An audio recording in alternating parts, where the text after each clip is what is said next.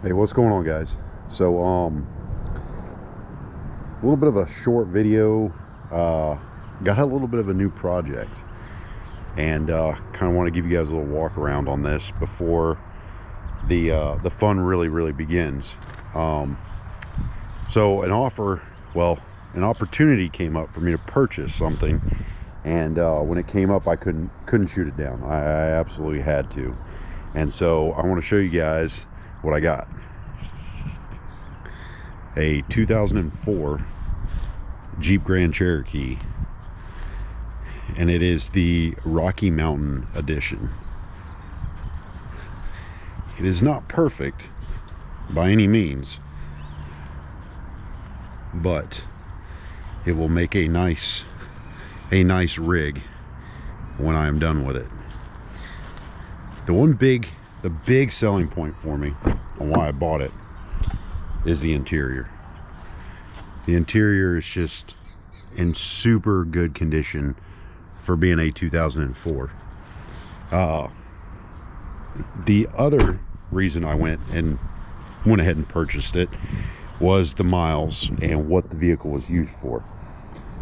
So there's only one other owner on this vehicle, and they used it, as you can see down here, for a tow behind on a camper. So it was the vehicle that they used to tow, and then when they would get places, they would unhook it and use this as their driver. There's some parts that are still left on it.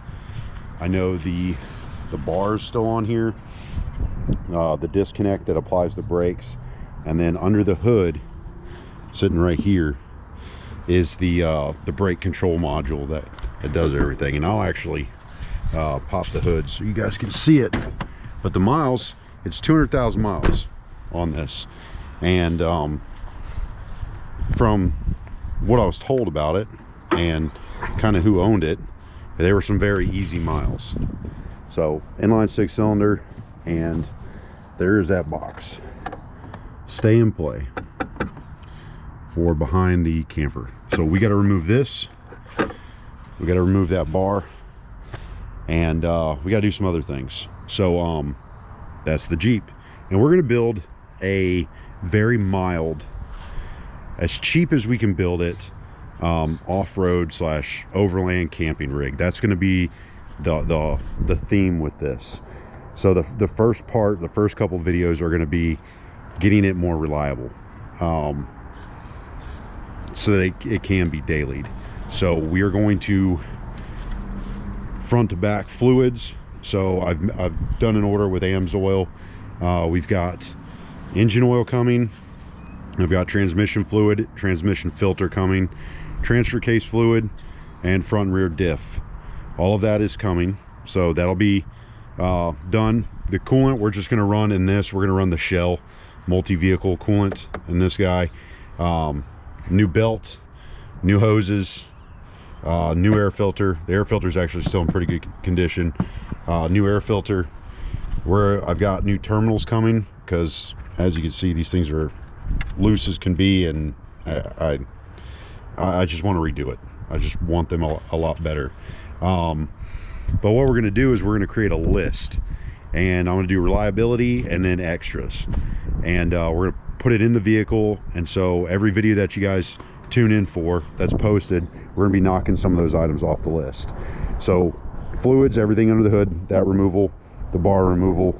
I've ordered calipers, or I'm sorry, rotors and brake pads for front and rear. We do have to do some detailing on the inside, so you know, it's a little bit dirty. There's something sticky on the steering wheel. The vehicle sat for a very long time. Well, I wouldn't say very long time. From what I was told, it sat for about 8 months to a year, and nobody drove it. Battery died. It was just left alone. And you can see up top, you know, kind of the growth and everything that's on there, but it just sat. The other big thing is, this is the only piece of cancer that I saw on this. And for those of you who don't know about WJs, this is a notorious spot for rust to happen, and it seems to only be on the driver's side rear fender. So what we're actually going to do with this is we're going to hit it with a wire wheel. We're going to break all this rust on the top side and underneath. It's not all the way through yet, it's getting thin. If it's too thin, we're going to cut it out, and we're going to put sheet metal on there, weld it in, grind everything smooth. And then we've got a rust killer spray. I can't remember the name of it, but you spray it on here and you have to let it dry, and then that stops the growth, quote unquote, of rust. And then I've got a POR 15 rust prevention kit that I will then POR 15 it, and then from there fiber-filled Bondo, reshape everything because the shape is paramount here, reshape everything, and then grabbing the this paint code from Napa with the spray, spraying it to somewhat paint match it, and then we're going to throw fender flares on it. So just like a 1-inch fender flare, it's going to really tie everything together, and then that'll look good.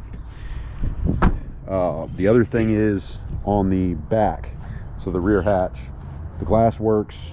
I think the terminals are messed up, so sometimes the battery works and then it doesn't.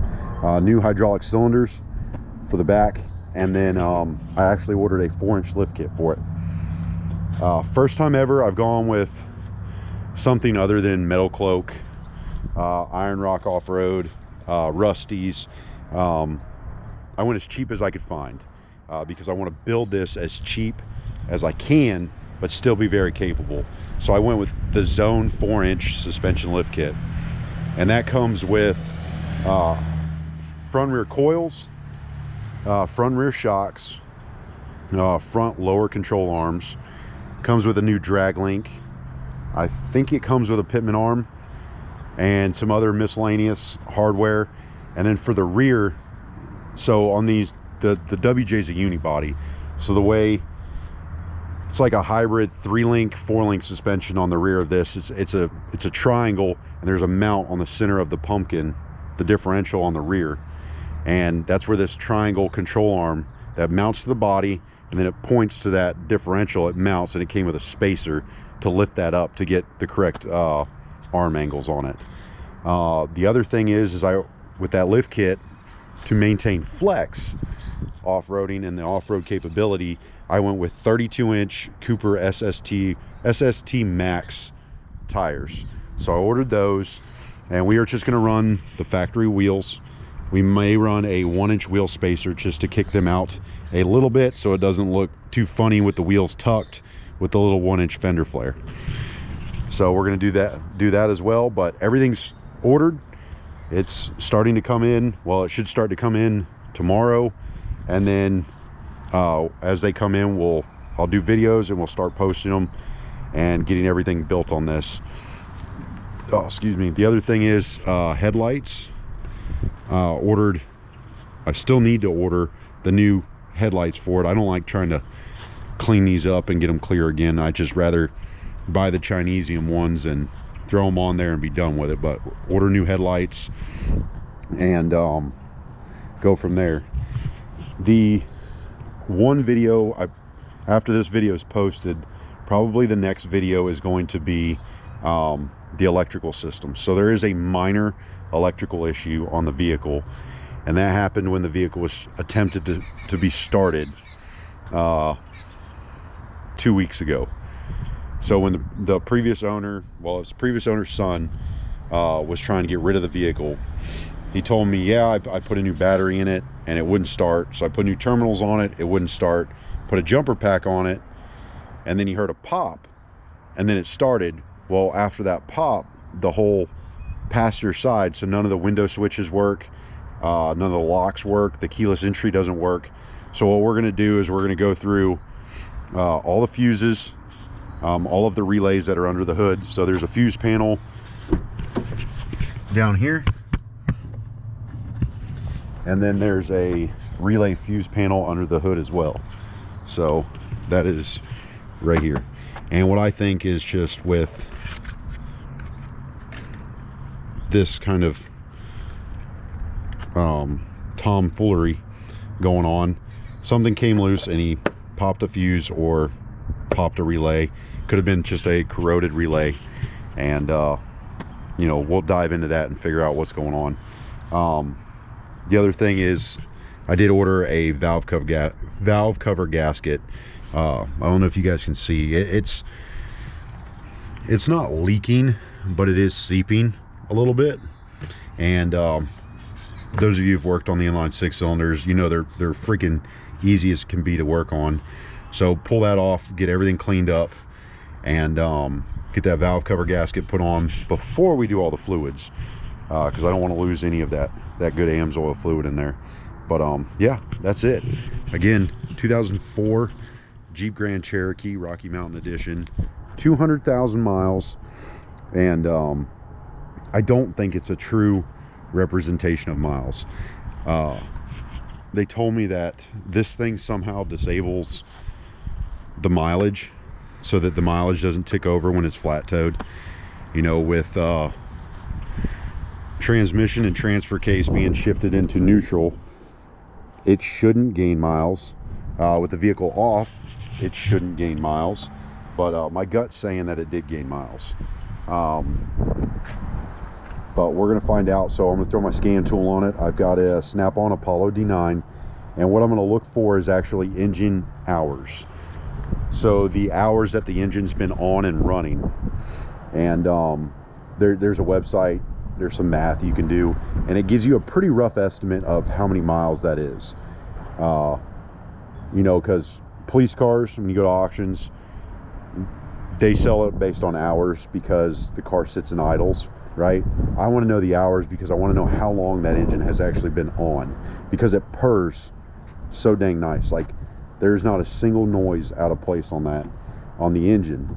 Power steering pump's making a little bit of funny noises, but I had the same issue with my other WJ, and that had the 4.7 in it. But I ended up replacing that power steering pump because it was singing like a church choir. But yeah, we're gonna dive into all of that. But I really just wanted to show you guys this awesome piece of Jeep machinery, and kind of go over what we're going to build on it. So yeah,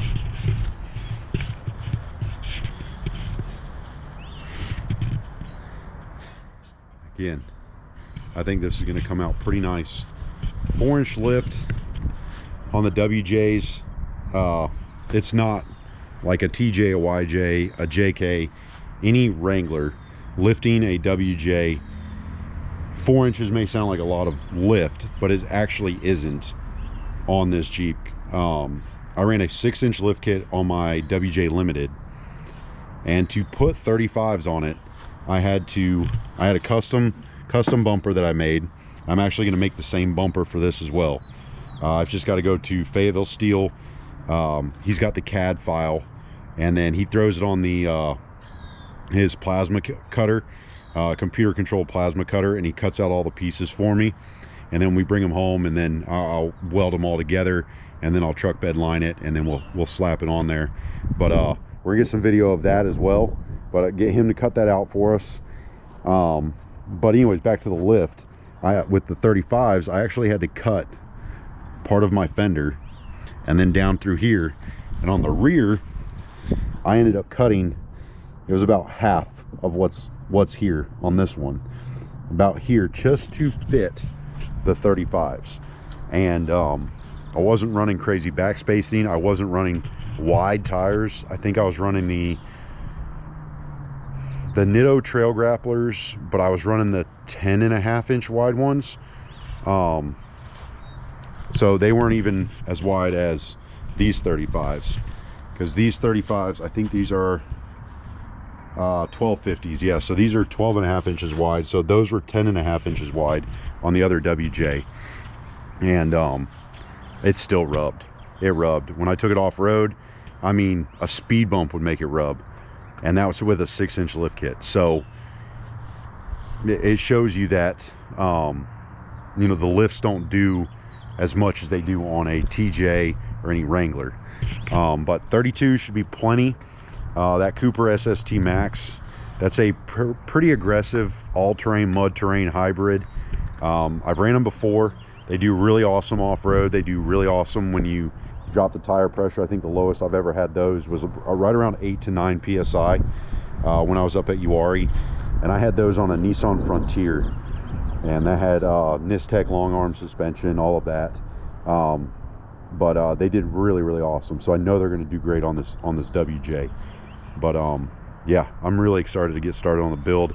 I just wish the mail would come faster and start dropping stuff off. But again,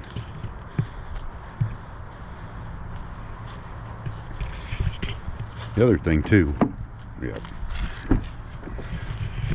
The other thing too is, it doesn't say it, but back here,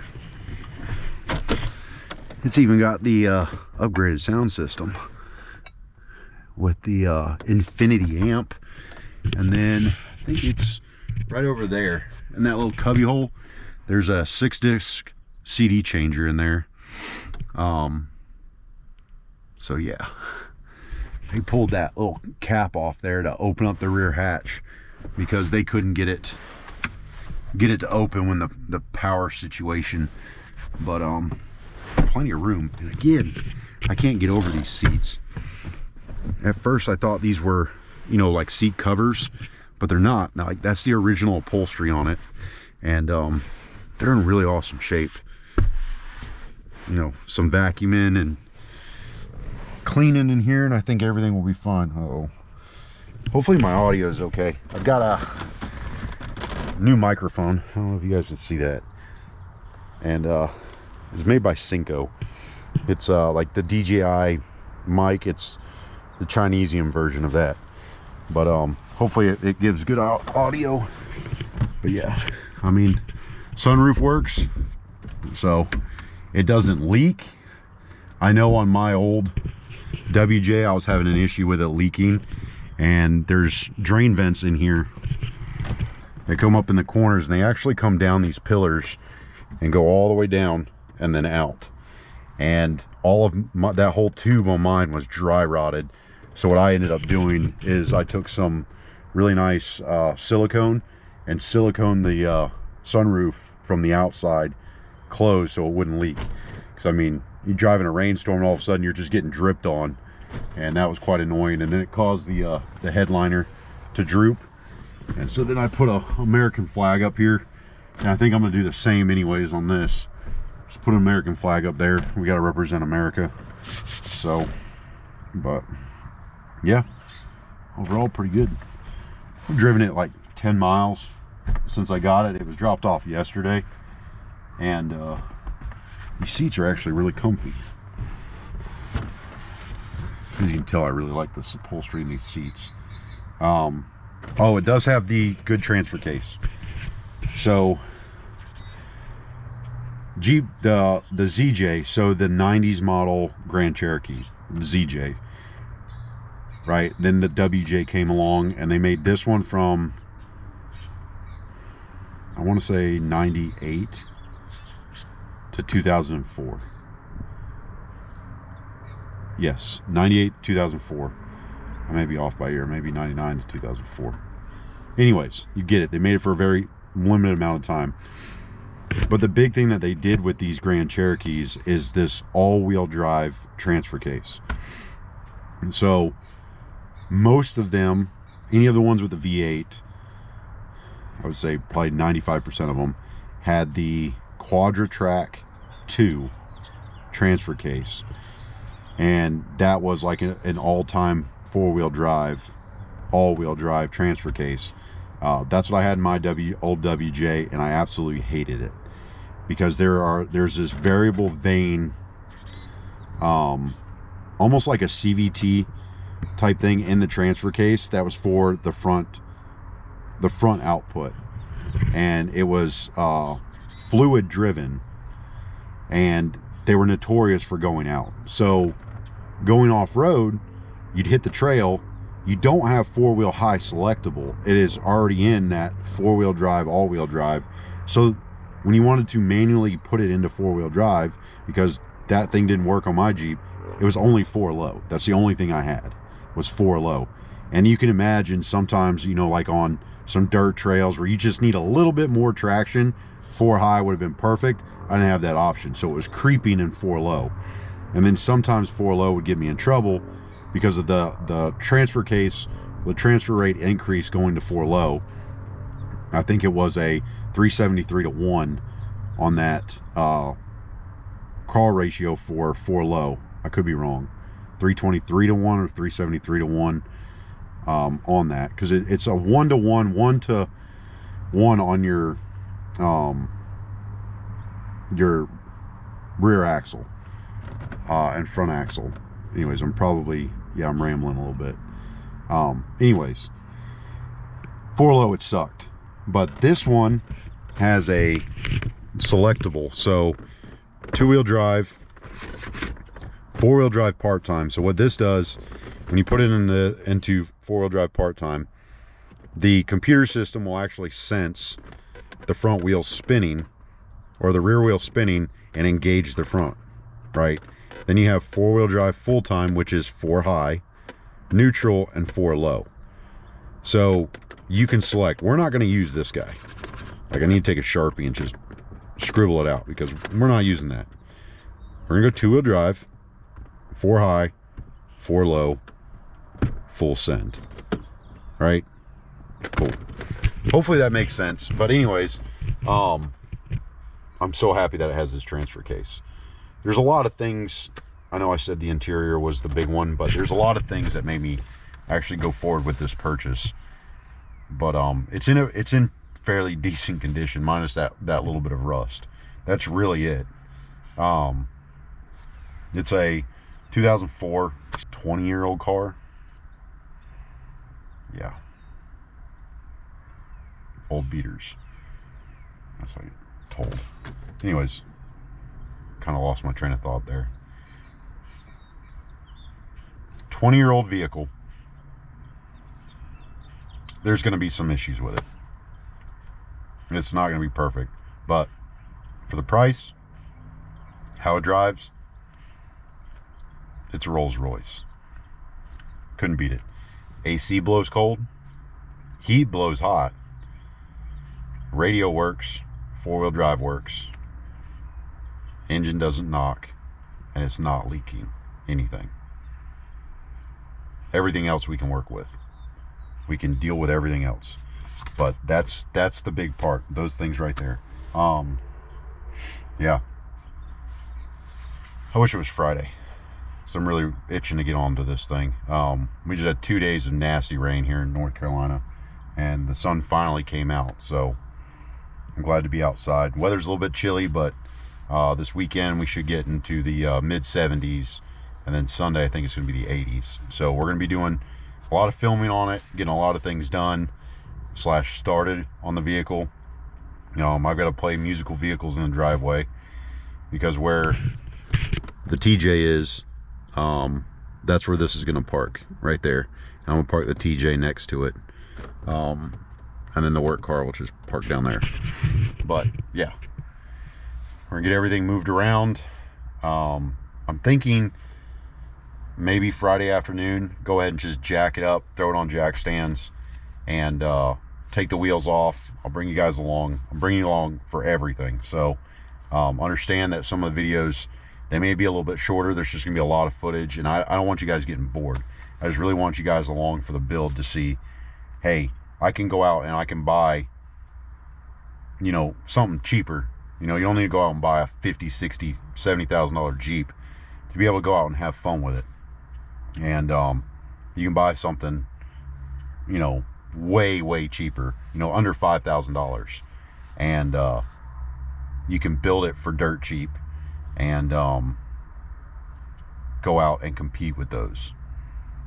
But yeah, so back again, just recap again. We're gonna do a lift, we're gonna do front bumper, fully welded. I wouldn't say custom, but kind of custom. I changed a little bit of the things in the files on, like the thickness of the metal, like the actual mounts that go to the unibody or the bumper mount. They were originally 1/2 inch plate steel, and I think I upped them to 3/4 inch, just because I wanted those mounts a little bit solid, but everything else is 7/16. I think so. Yeah, I think it's 7/16. maybe even 1/4 inch plate steel. And I'll show you guys how we weld it all together and how I do it. But bumper, winch, drivability, reliability, that's first. Tires, a little bit of wheel spacers, and then cleaning it up. And then we're going to get into the electronics side of things. So if you guys haven't already, and you go back to the walkthrough on the TJ, you guys know that I have a Dometic fridge, a WeBoost cell phone booster, and then I run the Midlands GMRS radio. So I am going to put a GMRS radio in this. Got to figure out how I'm going to mount it. We are going to have a backup Baofeng UV5R GMRS analog radio in here as well. I run that in the Jeep, and I'm going to do a different video on the radios and why I run two when they do the same thing. But when I explain it, it'll make sense to you guys. The radio, we're not going to put a fridge in this. We're going to leave the back open. That way the dogs can ride in it. Trying to think what else. Streamlight, 12 volt rechargeable flashlight with the low, medium, high selector. That's what I have in that Jeep. It's always good to have a flashlight that's, you know, charged off of the system, and it goes into a mount, kind of like the police cars do. I think, and then we're going to do the radio. So we're going to get rid of this. We're going to put Bluetooth. We're also going to go with the bullet point mounting systems. They have a universal plate, and you can do the mounts. That's what I use in my Jeep for my phone.